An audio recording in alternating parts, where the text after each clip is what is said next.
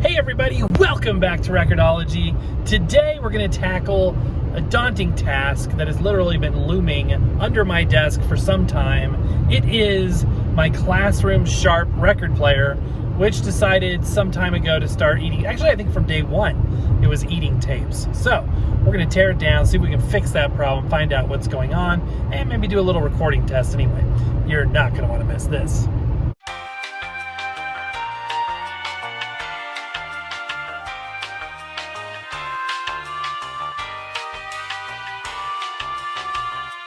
Welcome to Record-ology.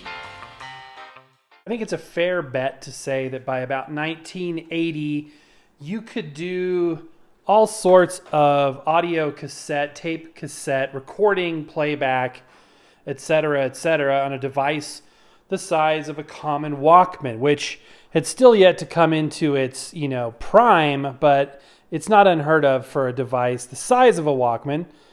Notice I'm keeping this sort of at a distance and I'm not identifying.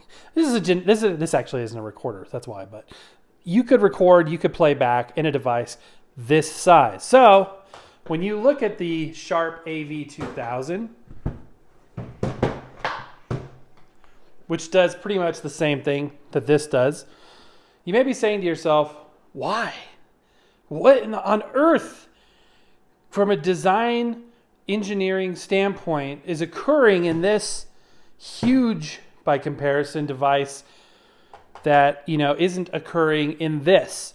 Now there are a couple caveats to this. It's sort of a broad stroke here, but this has a speaker, this has mic inputs, but you could still do that technology in something of this size. There were in fact, you know what I'm going to get out? I'm going to get out my little mini cassette device. It's a better example. The realistic Mini Set 9, this is probably a better example, but still the form factor is a lot smaller than this. This has mic inputs, it's got a built-in speaker, it records, it plays back, etc., literally does everything that this does, and it dates from the exact same time frame, like the early 80s. This is 1980, and this is like 81, 82, 83-ish, if I remember correctly.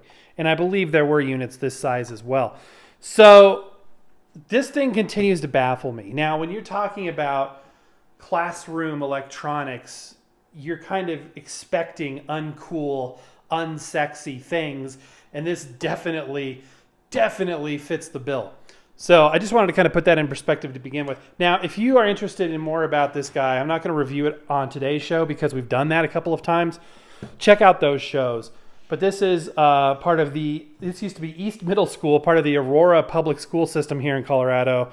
And it is a classroom suitcase cassette player. It plays one cassette tape. Somebody's jabbed some scissors into the speaker there, but the speaker's been replaced. There's rubberized feet. It's got the typical briefcase, accoutrements on the front, as it were. So yeah, what I thought we would do today is kind of dig a little deeper on this guy, because there was an issue that I encountered in the past on this guy, in that it ate tapes.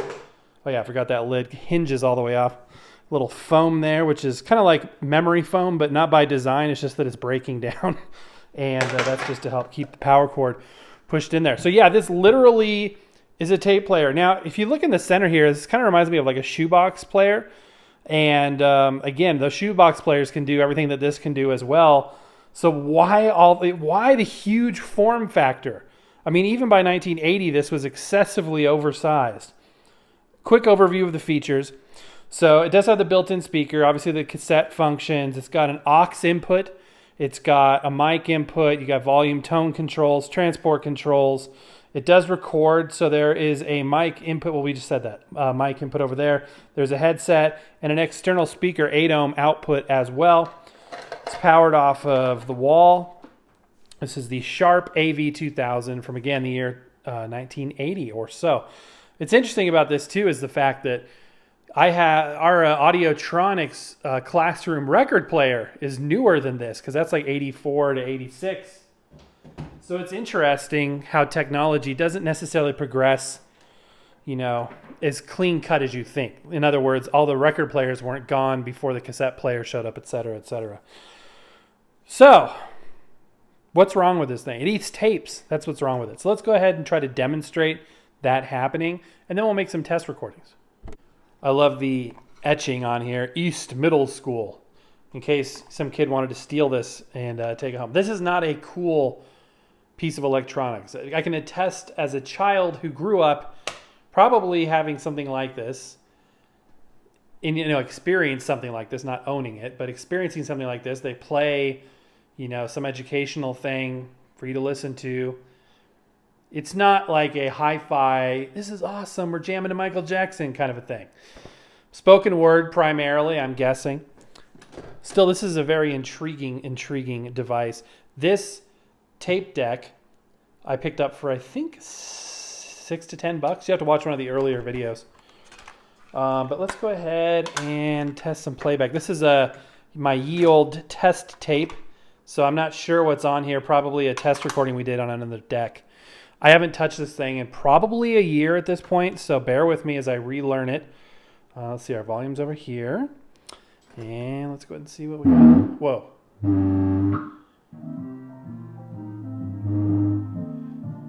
Sounds like it's blown out. Like that's a hair on and I got decent sound. And then if I go much further, I just get this incredible distortion. I'm kind of starting to remember we had this issue before. So monitor is selected on. If I turn that off, see if that impacts it. Nope. Public address isn't going to make any difference. Tone up high. Well, that's weird. I have no idea. Okay, well, let's see if it's eating the tape. Not yet. Typically, when a deck eats tapes, it means that the take-up spool belt is failing or slipping. So I'm guessing that's what's happening here. All right, let's start by just trying to make a test recording. Oops. Let's do that. So in order to do that, I'm going to attempt to use this microphone again. This is a beautiful Sears kind of retro style dynamic microphone. It's kind of reminiscent of a Shure vintage microphone. I grabbed this because it has a 1/4 inch input and I don't need an adapter in order just to plug it in to the mic input. However, I've had issues with this mic. So there's no switch. There's nothing on it. It's a little sketchy right here on the cord. It gets really thin and it looks like it was probably pinched and crimped in such a way that, and it hangs, you feel like it kind of hangs. So it's possible that the connectivity is lost in that place right there. So if this doesn't work, we'll use another mic, but I want to try it out. So, all right, here we go. Play record. And I am testing on the microphone. This is the Sears dynamic mic. I might have to put a new jack on this because the wire looks like it was damaged. Tape counter appears to be working, so that's good. Mechanical, most surely a belt-driven tape or a tape counter mechanism. All right, let's go ahead. Oops. Let's see if we got any of that.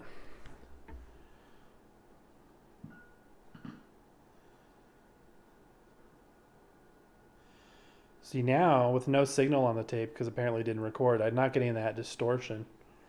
All right, let me switch to a mic that I know works. Sorry, I didn't mean to waste our time there, but thought we'd give it another shot. So definitely this crimp needs to be fixed. This thing's making some weird sounds. Listen to that. What the heck? There's no signal going to it. Tape's not playing. That was weird.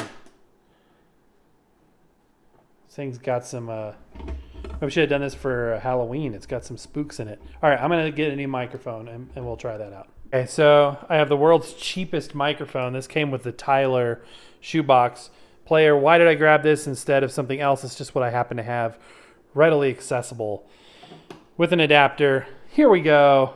Attempt number 2. Okay, this is attempt number 2 to record onto the Sharp AV2000. Very uncool, very brown, very 80s tape deck. Let's see if it works. Testing 1, 2, 3, 4. Whoa, Jiminy Christmas. This thing is scary. Okay, play. Can we get any recording onto and off of this tape? right, come on. Okay. I've got another idea. And there's no VU meter. Possibly there is not an automatic input. You know what? I'm going to read the instructions. Recording through the microphone. Plug the microphone into mic in. To press play and record keys simultaneously. Record level will be automatically adjusted by ALC, automatic level control circuit. Okay, never mind. I was going to say we could try the volume control. Sometimes that is the input level select, which was at 0. Select to monitor the program being recorded. So to hear it real time, switch the monitor to on. Okay. Let's try that again. And by the way, so half press is stop, full depress is eject. That's what I was doing. So, okay. I'm learning as I go. Guys. All right. We're at the beginning of the tape. We're going to try again. Whoa, hello. Okay. Testing 1, 2, 3, 4, 5, 6, 7, 8, 9, 10. Test. I'm getting nothing. I do have the monitor switch on, off now, on again, testing. This thing doesn't work. I think I got ripped off of $6. Whoa. Listen to that. What on earth? Wow. What is that? Nothing is playing. Mic is not hot. That was not for me. There's no tape moving. That is really freaking weird. Okay, we're rewinding. Uh-oh. Oops. Let's rewind it again. This thing is goofy. Let's play it. Hey guys, come hang out with me with my really crappy tape player. Not only is it crappy, it's ugly too. Listen to that. There's some voodoo going on. You know, guys, this could be a blown capacitor. It could be something like that. All right. Well, let me try one more thing. So let's get... Okay, there it goes. So we ate our tape. That's one thing I actually wanted to have happen because I want to get to the root of that problem. Oh, boy. Yeah, this is fun. And it's all wrapped around the pinch roller. Oh, yeah, that's real good. Okay. So we ate about 20 inches of tape. I'll re-spool that off camera. Yeah, not great. So what am I going to do? I'm going to stick another tape in immediately following. Just real quickly, I'm going to see if we can get this pre-recorded tape to actually play. I'm not sure if it will. No. And I don't want this to see it starting to eat this one too. So this thing's got spooks in it, guys. It's really, really weird. All right, I'm going to recoil my tapes. We're going to take this bad boy apart and see if we can figure out what's going on. Caution. To prevent electric shock, do not remove screws. No user serviceable parts inside. Refer servicing to qualified service personnel. I don't think there's a lot of folks that service these that are readily accessible in the yellow pages. Come to think of it, the yellow pages don't really exist anymore, so never mind. I know there's people online that do this kind of stuff. And there's people like me that don't know what they're doing, but they do it anyway. For your amusement and entertainment. Okay. Let us remove this heavy plinth, I guess you would call it. It's merely a wooden box in there and a speaker. I mean, there's really, truly not much to it. You can see some of my expert splicing that I did earlier. So nothing but the finest here. By the way, yes, I did unplug it. It's literally just a plywood box inside. It's a hollow plywood box. And what we're interested is something that you can't see right now because I don't have the camera set properly. So let me kind of reposition this without touching anything that could still be electrified, like any capacitors. Let's move it like that. There we go. Okay, so now we can see some of the guts. Go ahead and throw my screwdriver into the box. There's our motor. This is going to be our main flywheel. And that will be that is connected to the capstan that's driving the tape. Good beefy mechanism there. Besides that, underneath this shield and this circuit board, we've got some inverted caps down here. Some big beefers. Could be our problem right there. But what I was looking for actually was something to help with that spooling issue that's probably causing it to eat tapes. Down here you can see one belt that is definitely loose. Could stand replacement, but it exists. So that could be as simple as that. And I do not have access to any of the other belts. So, yeah, I mean, it's kind of a dead end at this point. I would I would replace the belt, except that I feel that that's only part of our problem. When you start getting like stuff going on with the audio sounding like that, or not amplifying or amplifying poorly, that could be a blown capacitor. That could be a circuit level fault. And that is beyond my pay grade, unfortunately. So, in the case of this, I think we're going to have to pack it back up and perhaps think about cursing it to somebody, selling it as parts or something like that. I don't really know. But that's not good enough for a show, so we're going to do something else as well. But before we do that, I did play around with it a little bit more. I did verify that the fast forwarding is done by this cog, which is in contact with the flywheel here, you can see rotating there. And indeed, this is the take-up reel's belt drive. So for fast forward, or for rewind, this guy is what it's all about. And it's just there's very little tension there because that belt is stretched. This may look like a recipe for disaster, but actually I want to thank, maybe, I don't know if this is going to work or not, but I want to thank, I think, at least for the idea, genius mind. One of you guys suggested this idea. And what am I talking about? I'm talking about this, my 12 or 10 inch NAB tape reel that I haven't been able to play because I do not have a compatible device to play this reel. As you can tell, it's got the standard NAB hub and a lot of tape on there. Hopefully this isn't at 15 or 30 inches per second, because if it is, I'm not going to be able to listen to it on this. I'm going to have to encode it in, change the speed in Audacity. But first, I just want to try and, see if I don't even know if the track layout is going to work, honestly. But I could not figure out how best to position this reel so that we can, pull some tape off of it. And somebody suggested a turntable on the same plane as the plinth of the deck and try to do it that way. So we're going to give it a shot. My best idea I could come up with before was to use this sort of metal hub built into the box and maybe cut a slit. But there would be a lot of drag because this thing is heavy.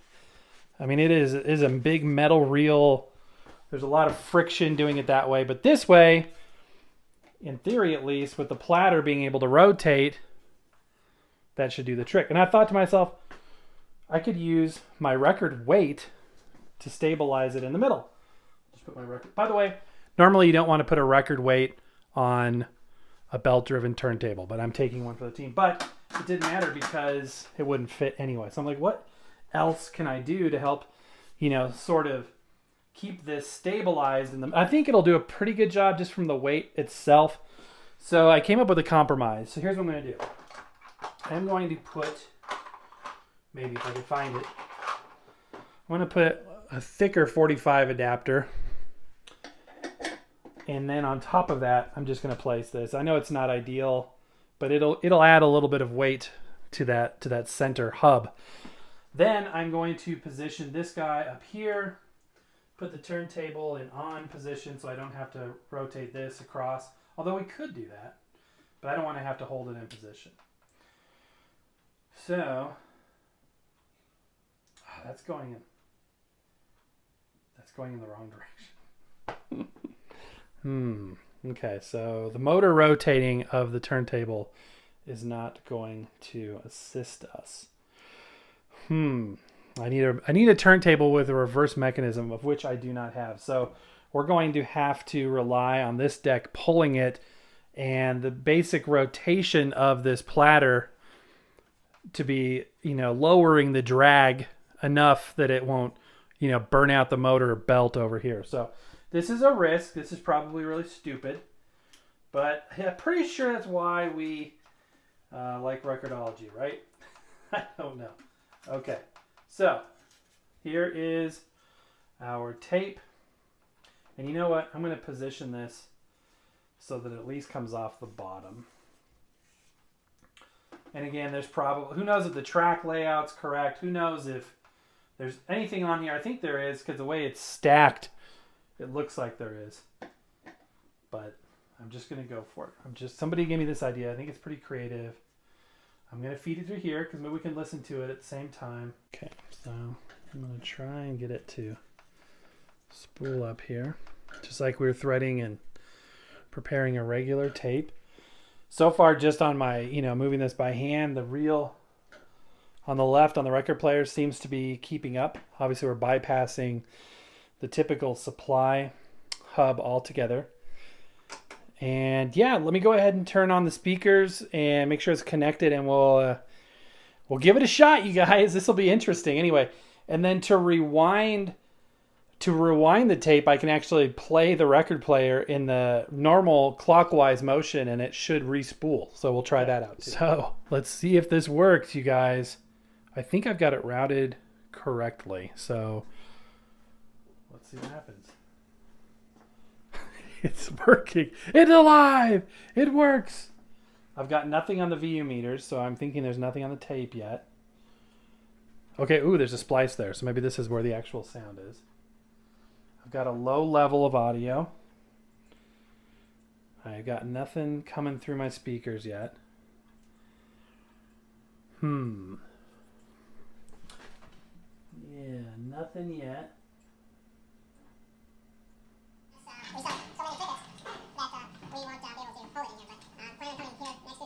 Backwards.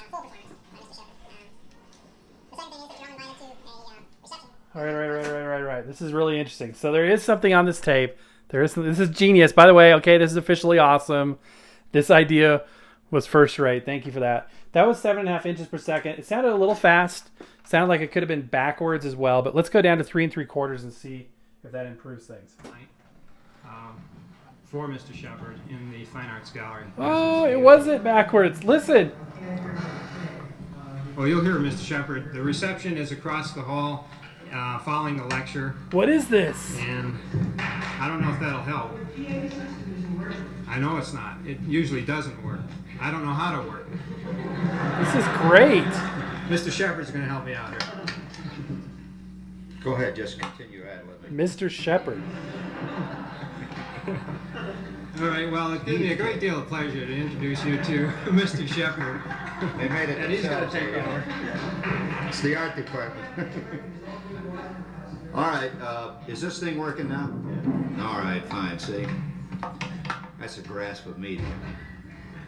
Turn the switch on, the son of a bitch works. I don't know what you're expecting here tonight. I'm not a lecturer. I'm a storyteller. We'll have a question and answer period. Now, if you have any fantastic ad-libs that you cannot control, bubble to the top of your psyche, well, raise your hand. We'll let you give your ad-lib. Let the crowd applaud you. So, you know, it's a funny thing about coming here to the university. First of all, I think this is the greatest country club I've ever seen. It's fantastic. I mean, well, any of you could be serious about work here. I don't know. I went down to Herbie's Deli last night, and you know, there's a stunned look after about the third jug of beer. These guys are all sitting around watching the Buffalo football team get beaten by the Colts, or was it Dallas, Houston? They're all the same. They just, after the third or fourth jug of Coors, it's absolutely on the abstract. Campus here, the first thing that hits me is this must be a little like what Dorothy was searching for in the Yellow Brick Road. This is truly Oz. So I now have identified who this is. This is Gene Shepard, the actor, who instantly comes to mind for me as the voice of the father in the Walt Disney World attraction Carousel of Progress. We're caught up in the do-it-yourself craze these days. We're remodeling our basement in something called a rumpus room. And we're looking forward to a few rumpuses, I'll tell you. Which he was the second voice actor to do that part. If you have no idea what I'm talking about, it's actually the world's longest running stage show, completely animatronic, and it traces an American family from the 1910s, I think actually from the 1890s, all the way through modern day, through 4 different scenes in a gigantic rotating theater that uses some railway parts, and it's an amazing thing. That's a completely different topic. But Gene Shepard, his voice is very identifiable. Once I put the two together, I was like, okay, that's who it is. So that's definitely who we have here. It sounds like he's speaking to a group here in Colorado. I got this tape at a thrift store in North Denver. So I'm hearing references to CU Boulder, which would be northwest of North Denver. I'm hearing references to the Buffaloes, which is their football team. So yeah, this is super, super interesting. It sounds like it's a speech, and I'm not 100% what it's about. I'm going to listen to more of it. We're not going to be able to listen to the entire thing, but I want to kind of scroll through this tape some more and see if I can find anything else on it. We're fast forwarding, and the biggest risk here is going to be the inertia of this thing when I finally stop it here. And, I'm going to have to put my fingers on here to kind of drag it down so it doesn't keep going. Otherwise, we're going to spool a bunch of tape on the floor. The 7-inch spool is loading up. And I want to kind of just get down the tape a little bit and see what else is on here. This is fascinating. Thank you so much to whoever gave me this idea. This is genius. Absolutely utter genius. And I was thinking you could have a 10-inch machine by putting 2 record players on either side of this, but that wouldn't work because this is capstan drive and the speeds wouldn't time out right. But you can certainly do it like this. Now, you can also find extensions on some of these units. This one does not have it, so it will never accommodate a 12-inch reel, to the best of my knowledge. I don't know if you can get an aftermarket add-on, but... Okay, so I want to load this up almost to the end and just hear what's... Okay, I'm getting a little wonky here. I don't want this whole thing to go flying off the shelf. All right, I think I'm going to stop it. It's getting a little freaky for me. It's getting faster. Okay. So it did go a couple rotations around. No huge surprise.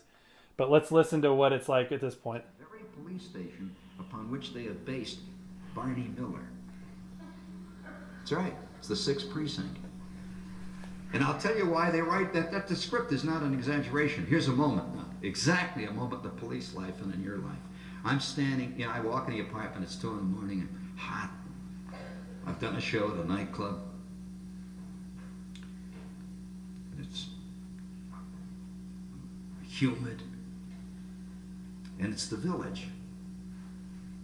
It's Thursday night, which is a quiet night in the Village, comparatively. All you can hear is the muffled, distant roar of gunfire. It's not immediate. Interesting. Just a few patrol actions. It doesn't sound like a stand-up routine. It sounds more like a speech with humor put into it. So, not 100% sure. So, this thing almost loaded up is not even halfway down on this reel. It was... Okay, another splice is coming. Kind of hitched a little bit on coming out of that reel. There's another splice. So this is an edited tape. Did you hear that? Very slight blip. That was really, really interesting. What was I going to say? Oh, yeah. We were totally lucky that it ended up being at 3 3/4 inches per second. If this was 15 or 30, it would have been a big headache. Okay, so I'm going to stop it now, and I am going to try to tempt fate by respooling this onto here using the turntable to do so. Okay, so this is going to be kind of interesting because this is braked in position when you're in stop. It's not free spinning. So that would be too much drag to just try and pull it off the reel, and that'd be really bad for the tape deck. So in order to get this into neutral, as it were, we need to actually put this into rewind. Now that's going to spin, and this is going to become non-tension. The brake is released, and we should be able to simply put this in place and watch it go to town. So let's see how that works. It seems to work. That is amazing. That is so cool. From what I've been told, $1.99 for a 10-inch NAB reel is a good price. So I'm thankful and blessed that I was able to come across that. It was literally sitting in there with the records. Somebody flipping through it had no idea what it was. Okay, so I think that's probably 45 RP. No, it's 33. So let's try and go up to 45. And how about 78? Yep. Okay. This is crazy. This is so cool. So yeah, I'm going to have to do a little bit of research here after I film and see if I can figure out when Gene Shepard was in town. But this, again, a fascinating project. Just such an incredibly cool thing. I am geeking out hard over this. Awesome stuff. Well, guys, I could not find anything doing a cursory search of Gene Shepard appearing in Colorado that would seem to line up with this. I've only heard less than half of one side of the tape. Who knows what's on the other side? So there is more work to be done for sure. So this ought to yield some more secrets and surprises. If you guys have any information or leads that I could follow to research this, let me know down in the comments. All right, guys, and that is going to do it for today. Thank you so much for joining us. I appreciate you so very much. Give me a thumbs up if you wouldn't mind. Check us out on TikTok. And that is going to do it for today. Happy record hunting. See you next time.